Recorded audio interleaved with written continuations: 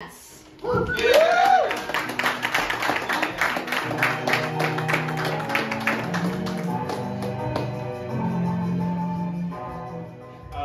best thing about local, low-budget, independently run comedy shows is that there's no way the Beatles are going to know we just played that song.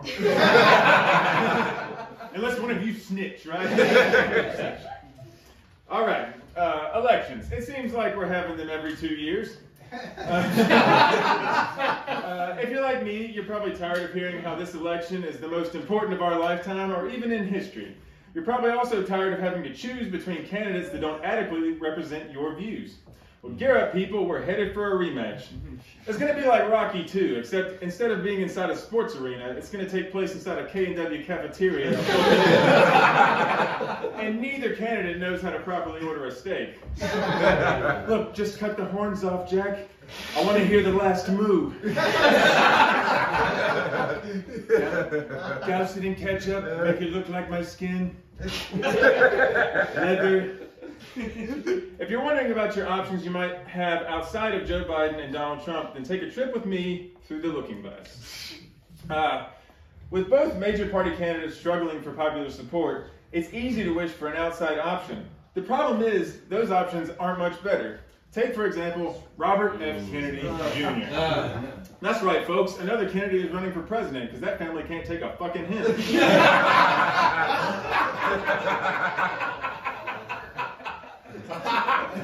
In April of 2023, RFK Jr. announced that he would challenge Joe Biden for the Democratic nomination for president. But 6 months later, in October of 2023, after realizing that would be a tougher mountain to climb than he initially thought, he switched to running as an independent.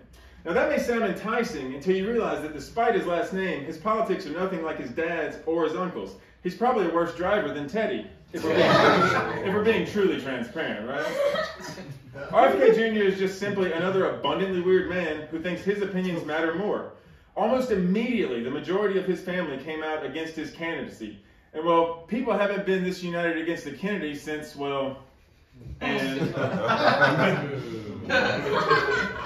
If you know anything about RFK Jr., it probably relates to his anti-vaccine stance, especially in the wake of the COVID-19 pandemic. And we'll get to that, don't worry. What you might not know is his lengthy history of bonkers conspiracy theories and insane life events that brought him notoriety in the first place. RFK Jr. was born in 1954 to the brother of arguably the most famous president in American history. He was the third of 11 children because Catholics be fucking. At a young age, he witnessed his uncle JFK and father RFK Sr. get assassinated because this country wanted leaders with a stronger concept of the letter R. Expectedly, these events were traumatic for RFK Jr., and in their wake, he was expelled from multiple boarding schools and experimented with drugs, culminating in his 1982 bust for heroin possession. Fucking rock and roll, dude. And I get it, heroin is a super cool drug, man. Keith Richards, Lou Reed, all of jazz. Every time I get a vaccine, I think to myself, I could do heroin. And the real stuff too, man, like heroin classic. Red can heroin. The type of heroin that's going to make Kentucky keep voting for Mitch McConnell, like that's a good idea. Not the fake stuff that's going to make me think it's a good idea to go see Jelly Roll in concert. He does seem delightful though, he does seem... The heroin bust did not stop him, however, from graduating from Harvard and the University of Virginia School of Law. The white privilege is strong with this one. If you want to beat a drug charge, just change your last name to Kennedy. You might get an Ivy League degree out of it. Now, for most of his life, RFK Jr. focused on environmental activism, culminating in him getting booed off stage at Bonnaroo in 2009 while I was waiting to see Snoop Dogg. But joking aside, his work to protect the environment is noble. It is, however, not his biggest claim to fame. In 2015, RFK Jr. joined the Children's Health Defense, an organization that blames any number of common childhood afflictions on vaccines, water fluoridation, and pesticides. Now, it is important to note that RFK Jr. does not consider himself anti-vax. He just wants vaccines to undergo a thorough testing procedure and eventually be able to turn humans into a super species incapable of illness with the ability to fly. It's much like saying Strom Thurmond didn't hate black people as long as they waited on him hand and foot, allowed him to fuck him whenever they pleased, and generally stayed the fuck out of his way. Otherwise, Strom Thurmond was very cool with black people. Now, RFK Jr.'s incorrect medical beliefs mostly hovered on the fringes of society and on message boards that your aunt frequented after too many boxes of Chardonnay. No. That all changed in 2020 with the onset of the COVID-19 pandemic.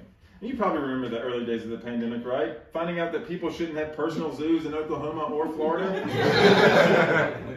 Your aunt probably shouldn't have had kids. That Plandemic video made the rounds, and so on. It was during this time that RFK Jr. pounced at the chance to attack Anthony Fauci and Bill Gates, amongst others, claiming that they privately benefited from the pandemic. In a talk with universally loved, totally decent dude, Alec Baldwin, RFK Jr. spouted off numerous erroneous claims without being shot down. And considering he was talking to Alec Baldwin, very ironically. RFK Jr. was pretty much kicked off of every social media platform for his vaccine disinformation, ultimately claiming that safety lockdowns amounted to Nazi practices because, quote, even in Hitler's Germany, you could cross the Alps into Switzerland, or you could hide in the attic like Anne Frank did. Censorship or consequences? Now I could go on and on about his claims that the virus was an ethnically targeting bioweapon that spared Jewish and Chinese people, or that mass vaccination efforts were an attempt to experiment on black people. Just know that no matter what, facts aren't what you feel, the same way something like, you know, racism is. With the outbreak of the COVID-19 pandemic, Kennedy viewed his biggest enemies as Anthony Fauci and Bill Gates. He routinely spouted beliefs that they were involved in causing the pandemic, or at the very least, they were profiting off the destruction it was causing due to their ties to the pharmaceutical industry. Perhaps the wildest claim he made concerning Bill Gates was that he was working to eliminate physical money and transfer everything into a chip implanted into people. And if you didn't comply with getting vaccinated, they would cut off your money and you would die of starvation or other ailments. And spoiler alert, he's a crypto bro too. Kennedy is obsessed with the idea that the government is using any and all things to track movements of everyone. It is a wild claim to make on social media, you know, where people follow you. With his own personal opinions moving from the fringes of politics to the forefront, RFK Jr. realized he could ride that wave of momentum and eventually ending with his presidential campaign announcement. He could portray himself as the youthful 70-year-old outsider since he knows the machinations of politics, given his historical proximity to a variety of issues. And with the Biden administration pushing for mass vaccinations and former President Trump bogged down in every court case, it seemed like a no-brainer. And in the early days following his announcement, RFK Jr. enjoyed a boost in popularity. One man in New Jersey, even who got away with killing his own brother via an insanity plea, donated over $250,000 to the campaign. He said he was a fan of RFK Jr.'s, quote, atypical takes on medical issues. And when asked where he got the money, the man said, quote, let's say I was well capitalized from his landscaping business. As extra strong fertilizer, I would imagine.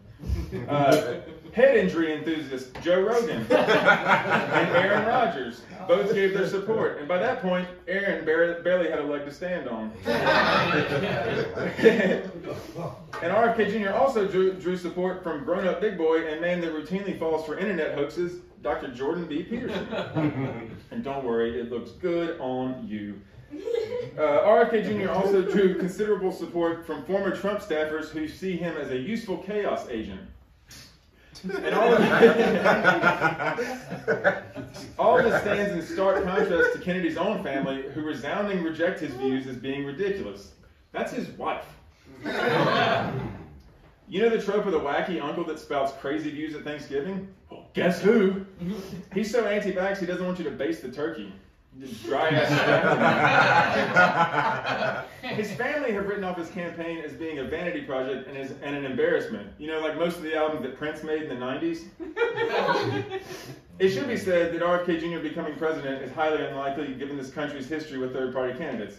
Don't worry, Libertarian Party. You matter. Just ask yourself. You'll tell you. Yes, sir. Still, an Independence Day. See what I did there? Doesn't seem likely. Kennedy has struggled to get on the ballot in all 50 states, pretty much dooming his campaign from the start. If he were to join the Libertarian Party, again, their choice, nobody tells me what to do, he would instantly get on most states' ballots based on the previous foundations laid by the party. But beyond that, it must be said that the man is just deeply strange. It's working out in genes like De Niro in Taxi Driver. And being a master falconer. I can only guess that's when Larry David backed out on his support. Don't do birds. Dogs, cats, certain fish. Those are real pets. Don't mess with birds. Pretty weird. Pretty weird. On top of all that, RFK Jr. has a speech condition called spasmodic dysphonia, which keeps him from speaking loudly and causes his voice to shake. He's like any old lady at a nursing home. And if I've learned anything from my 36 years in America, it's that this country hates freaks. Don't believe me? Let RFK Jr. talk to a 4-year-old and see how quickly his voice gets brought up. Better still, let him talk to a 14-year-old girl and then walk away and see how quickly they tear him apart. Remember Howard Dean? Oh. Yeah! Howard Dean made one funny sound once and we ruined his life. It's like those commercials for psoriasis medication where Ned thinks his plaque psoriasis is all people see about him. Yeah, it is. At first, more will come later. But first, why are you so ashy? Now, many more hurdles stand in the way for RFK before he can become the next third-party candidate to not become president. Assuming he can get on every ballot and take his campaign to November, he will need to pick a running mate. Normally, finding a like-minded politician desiring to be your second in command is like trying to find a diet version of the soda you like the most. It's just that RFK Jr. happens to be one of those weird soda flavors that Jones Soda makes, like Berry. He's probably the only one buying it, right? Enter Aaron Rodgers and Jesse Ventura. The former is the greatest football player of all time, a fact that gets harder and harder to defend every time I see him. And the latter is a former professional wrestler and action star that made headlines by being the only Reform Party candidate to win major political office when he became governor of Minnesota in 1999. Now, this whole piece could be about how deeply weird Jesse Ventura is. But we all know that the attention-grabbing headline was about Aaron Rodgers. He's made waves lately by lying about his vaccination status and flaunting his use of psychedelics and accusing Jimmy Kimmel of being an associate of well-hung financier Jeffrey Epstein. And boy, is he in for a surprise. Amongst all the talk of cognitive decline, it's a maverick move for RFK Jr. to pick a cognitively impaired man in his 40s who thinks that the Sandy Hook massacre was staged and probably thinks that the globe looks like that thing he throws on Sundays. I must say it is hilarious that Rodgers would be vice president and somehow still play football. I mean, the Jets season ends in like October, so scheduling wouldn't be that much of a conflict. Like, just imagine a fleet of Secret Service agents lining the sidelines or even acting as his offensive line. The second he gets tackled, they would immediately hit the defensive player with a stun gun and cart him away to a black site prison and then coerce him into confessing that he did 9/11. As we now know, Rodgers will not be vice president. I mean, someone has to make the Jets lose. America hasn't fallen completely apart. But it turns out RFK Jr.'s vice president choice is Nicole Shanahan. Yet another Shanahan to defeat Aaron Rodgers. Shanahan is mostly known for being married and now divorced from Google co-founder Sergey Brin. And she recently made waves by donating $4 million to that RFK Jr. Super Bowl ad. You know, the one he didn't know about or pinned to his Twitter file? And it goes without saying and can thoroughly be assumed that Shanahan doesn't have the level of judgment that should be anywhere near the Oval Office. Allegedly.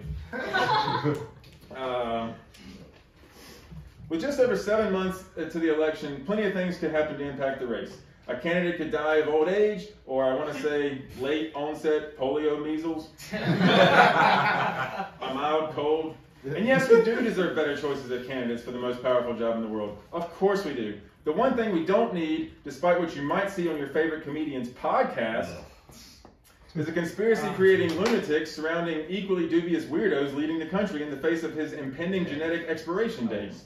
This has been Through the Looking Glass.